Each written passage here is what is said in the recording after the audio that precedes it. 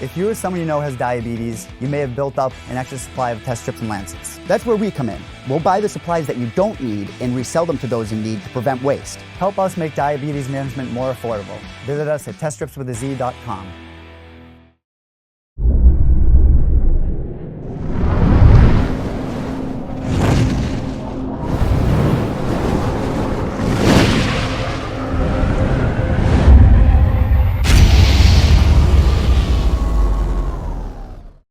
All right, joining me right now is going to be fighting March 16th, XFN 23. XFN is a promotion in sunny Florida, even though it's not really sunny in Florida right now. One, because it's 8 o'clock at night, and two, because they've been getting a lot of rain over there. But this card's going to feature a bit of family fighting lineage. Obviously, Keith Lee is going to be on the card. He's the brother of Kevin Lee, who's going to be fighting at this event. And also my guest right now is going to be facing Hannah Jackson. I'm happy to welcome Ann Ribeiro to the program, and she happens to be the daughter of one Antonio Bigfoot Silva. Ann, welcome. How are you? Good. How are you?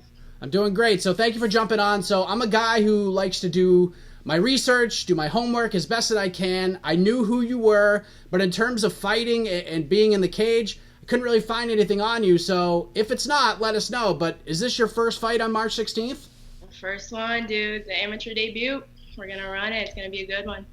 So how are you feeling about all that? I mean, it's the first big fight, still 6 weeks away, but is it something that you're thinking about a lot? Are the butterflies forming, or is it all kind of too soon at this point?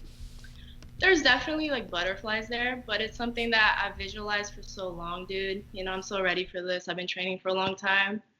I just can't wait to get in there and do what I do. So getting into the world of mixed martial arts, you clearly come from a fighting family. Your father, being who he is, has been in some big fights, some exciting fights throughout his career, and now you're somewhat following in his illustrious footsteps. So was this sort of a natural progression for you, a natural thing for you to get into the sport and start competing for yourself?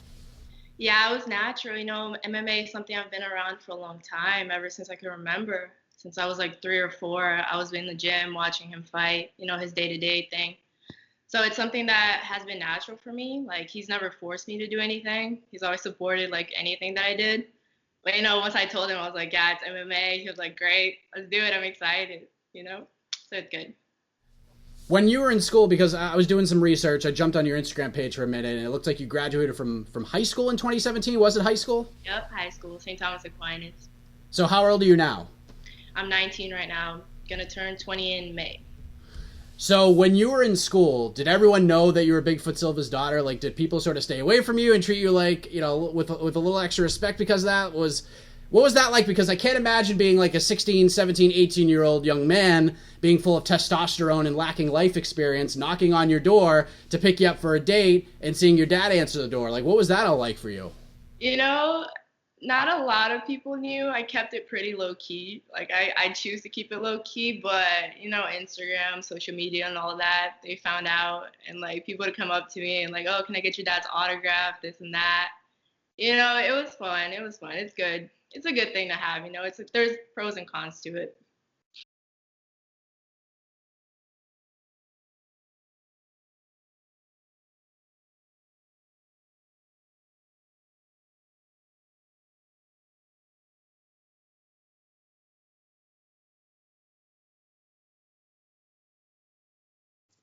Of course, he had that thought in his mind, I don't really want my daughter getting punched in the face, you know, you're too pretty to fight, this and that.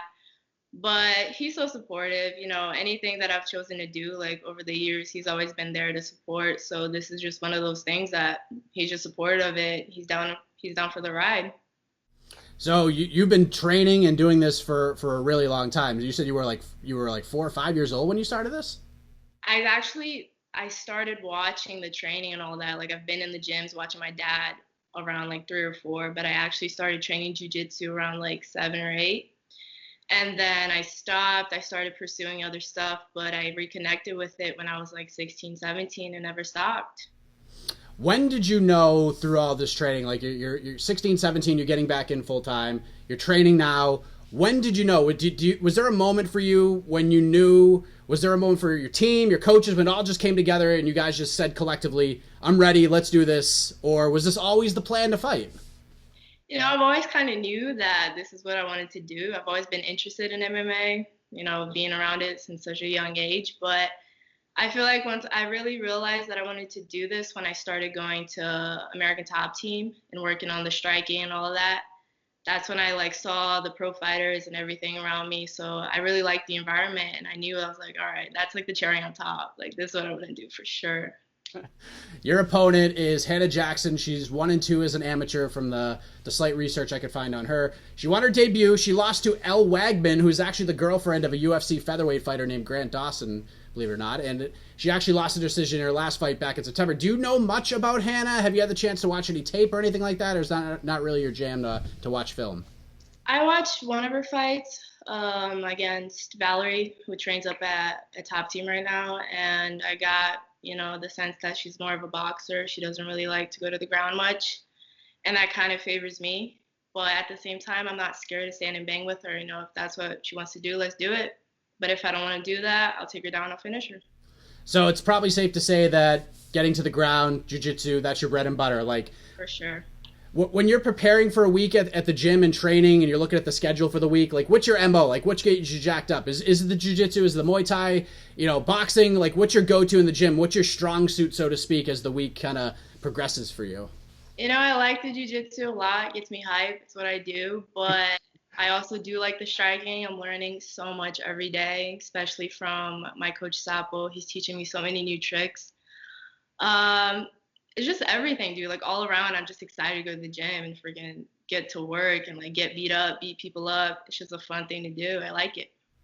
Who have you been training with specifically? I know ATT, you're full of high quality fighters, up and coming fighters as well. Who are some of the people that have been working with you specifically to get ready for this fight? I've been working with a lot of the amateurs. I haven't really worked with any of the pros yet, but I've gotten to play around with Stella Nunes. She's a sick kickboxer out of 1FC right now. Some of the amateurs, they have fought in XFN. I can't really name any right now, but there's some good amateurs out there, and they're really putting me through it, and it's good. I'm going to be ready for it. As you get ready to get in there and fight on March 16th, obviously, if you're getting into a fight, you obviously want to win the fight. But it's your first fight, and it's going to be a learning experience for you either way. So for you, what are you hoping to accomplish with this first fight against Hannah Jackson? Like, what's a good, kind of litmus test? What's a good, next step for you to know that, you've kind of done what you needed to do here? I want to show people what my fighting style is like. Nobody really knows what I'm about yet. It's kind of this like big mystery. Like what can she do? It's all talk up until now, and I'm gonna show them that I'm here to finish people. I'm not here to play, the point game. I'm aggressive. I'm here to fight. I like beating people up. I don't like a boring fight, so I'm here to bring it for sure. 4 or 5 years ago, you're a student in high school and you're probably playing different sports. You're doing your thing as a student, trying to have a social life. Did you ever think in a million years that in 2019 you'd be fighting? Like going back to teenage dreamer and who's trying to figure out what she's going to do with her life. Was fighting on your mind at all back then? No, it's funny. It actually was. Really? It's actually been there on my mind. If I watch so many, like I said, it's been in my life for a long time. MMA is something that I've always been around. And I've always watched a lot of the fights, even throughout high school, UFC and all of that. So it's kind of been there in the back of my mind. Like, I know this is what I'm going to do, but I'm going to take it easy up until I graduate. And then that was that. Here we go. How active do you see yourself being this year? Like, you get this one out of the way. Hopefully it goes well for you. You learn a lot. Do you see yourself getting 3 or 4 in this year? Or are you taking the Bill Belichick approach to this, go Patriots, and taking this one fight at a time?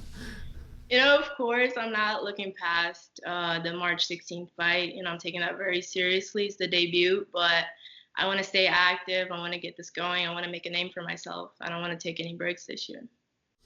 Now, I'm going to preface this by saying I'm a married man. I'm much older than you, but you're pretty easy on the eyes. I was on your Instagram page. I'm just being honest here.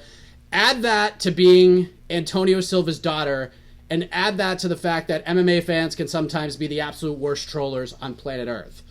Do you worry about the fact that with all these things, people may not take you as serious as you would like to be taken? Is that something you see as a potential uphill battle as your fighting career progresses at all? Something I've noticed is that there's always going to be people talking in MMA. Being around my dad, I've noticed people talking on whatever he did. So I know people are gonna, there's gonna be supporters, gonna be doubters, haters. It's part of it. I'm ready for it. I don't really pay a lot of attention to that. I'm just here to do what I do, and that's that. Well, that's good. So what is the goal here with fighting in general? Obviously, we're not looking past March 16th at all. We're not looking past your opponent here. Let's just talk about like the long-term spectrum of this all. Is it to go all the way with this? Is it to one day, you know, get into the UFC and be a world champion? Like, what kinds of goals are you setting for yourself here? You know, the goal is to cement a legacy. You know, I want to leave something cool behind. I want my name to be remembered in the future. Of course, I want to go all the way. I want the titles. I want everything, you know. I don't think small, I think really big. You know, I have big goals ahead of me, and I'm going to keep knocking them down one by one. Lastly, and you did touch on some of this, but what is the message for everybody as you embark on this new journey of actually being an in-competition fighter? As you embark on XFN 23, like, what's the message for the fans? What's the message for Hannah Jackson? What's the message for everybody involved here? Keep an eye out. Don't sleep on me. You know, I'm coming for everything, dude. A lot of people don't want to take me seriously because of how I look, this and that, but don't judge a book by its cover. You know, I bring it, and they're going to see that March 16th. And Ribeiro is going to take on Hannah Jackson March 16th, XFN 23, and I believe the action will be streamed on Flow Combat. I'm not 100% sure. Do you know the answer to that question? Oh, I don't know, but I think so. Yeah. I think so too. And this is a flyweight fight, I'm guessing. Is that true? 125? 130. 130 pounds. 130 pounds. All right. Before you get out of here, Ann, and I thank you for the time here on a Sunday night, let the folks know where to find and follow you on the web, social media, shout outs, sponsors, anything you want to get off your chest that you didn't. Please take the floor. My social media, Instagram and Twitter are Ann Ribeiro, an extra A at the beginning, an extra O at the end. That's pretty much all I use right now. I'm pretty active on there. So that's where you can find me. You know, shout out to American Top Team, best team in the world. I'm so blessed to train there. My supporters, of course, my family, my friends, the people out there that like I don't even know and they're out here saying they're excited for my fight. Thanks so much. I appreciate it. And just stay tuned, man. I'm coming. All right, I got to ask this because it'll drive me crazy if I don't. Favorite BigFoot Silva fight of all time? What's your favorite fight your dad's been a part of? This is so hard. It's a classic. Mark Hunt, BigFoot. The first one. That was epic. I love that. What are you like watching that fight happen? Are you just like, oh my God? Like, what are you going through? I actually didn't watch it. Like, okay, so when I was younger, I was emotionally able to watch his fights. But like I grew older and I could not watch the live fights at all. So I was on Twitter seeing the reaction of people and I'm like, oh my God, like what is happening? And then I watched the replay back and I was going wild. Like that fight was awesome. I loved it. That one sticks out, and the Alistair Overeem fight sticks out to me too, because nobody thought he was going to win that fight. They thought Overeem was just going to crush him, and then all of a sudden, I remember I never did this before, but we actually did like a live watch-along podcast watching that card, and I remember being on with like 3 or 4 other guys. We're all watching it, and then it all ended. I happened to be on like a 10-second.